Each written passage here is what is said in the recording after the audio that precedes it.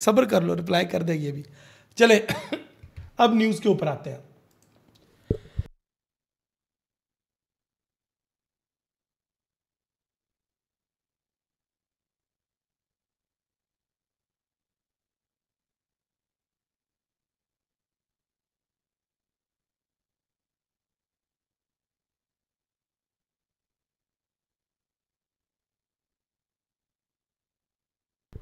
चलो अब न्यूज़ को स्टडी करते हैं। न्यूज़ है जी, लॉट्स जॉब ओपनिंग, ठीक है जी।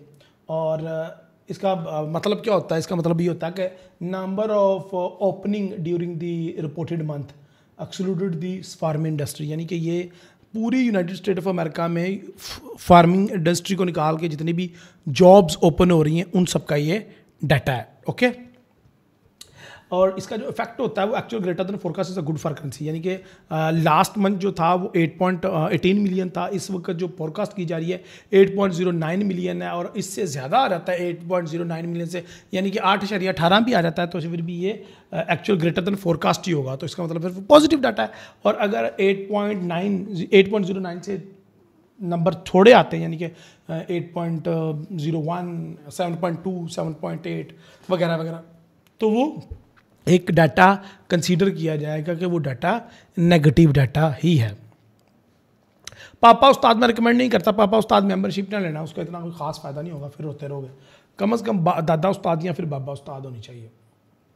अच्छा जी, तो ये मंथ हर मंथ के रिलीज होती है about 35 days after the end of the month, ये आता है data. It is a release late but can impact the market because the job opening are the leading indicator of the overall employment.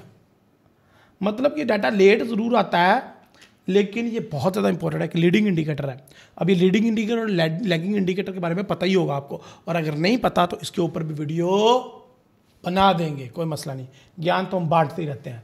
Any हो, तो ये leading indicator और ये market को lead करता है, और आने वाले दिनों में हो सकता है कि रेट कट कितना करना है इसके ऊपर भी ये बहुत बड़ा इम्पैक्ट हो इसके ऊपर।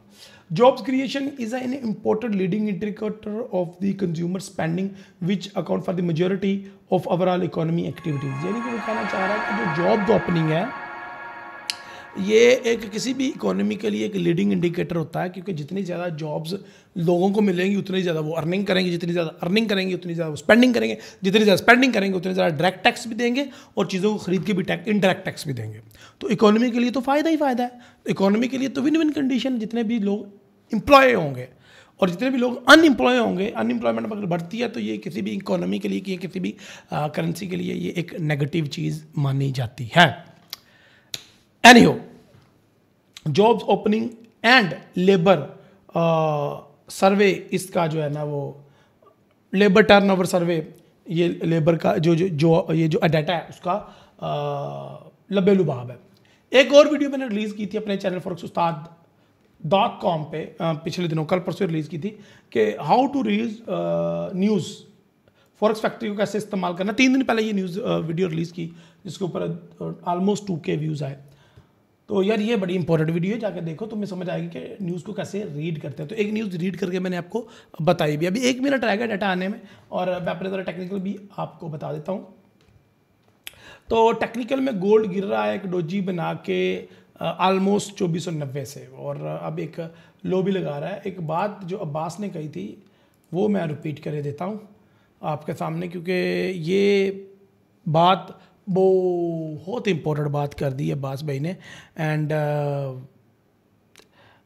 मेरे ख्याल से ये उनकी लर्निंग है और ये उनकी दिल लगी है हमारे साथ और हमारे चैनल के साथ, के माशाल्लाह उन्होंने कैंडल स्टिक पे ऑब्जर्व करना शुरू कर दिया है।